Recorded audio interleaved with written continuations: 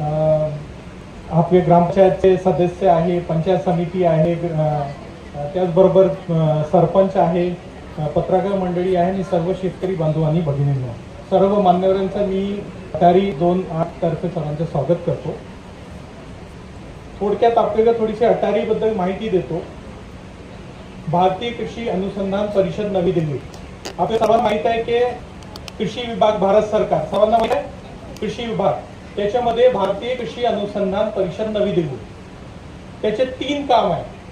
कोणकोणतं काम आहे?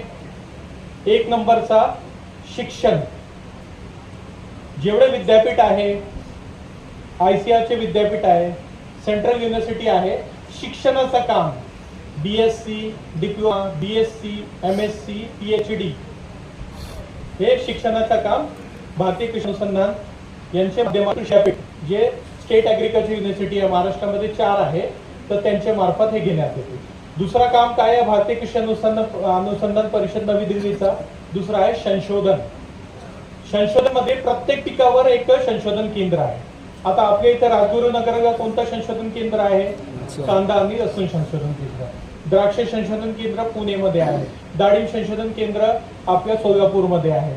त्याचबरोबर आपले प्रत्येक ठिकाणी कापूस संशोधन केंद्र नागपूरमध्ये आहे. संत्र्याचं जे संशोधन केंद्र आहे तो नागपूरला आहे. प्रत्येक ठिकाणी एक संशोधन केंद्र आहे.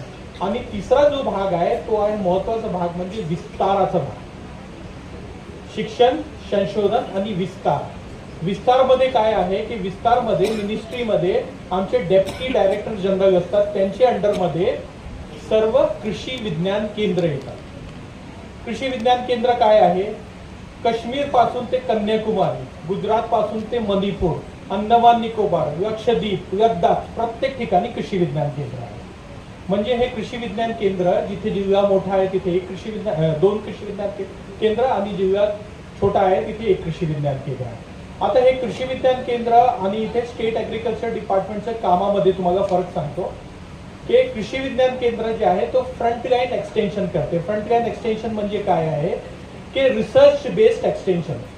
आता इथे तुम्ही सगळं बघा, इथे लाईव्ह डेमॉन्स्ट्रेशन आहे.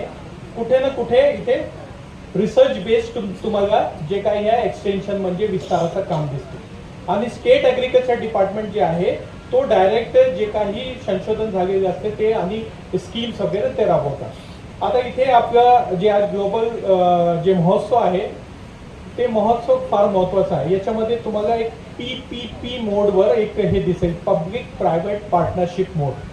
आज एकदम फक्त भारतीय कृषी अनुसंधान परिषद ICAR काम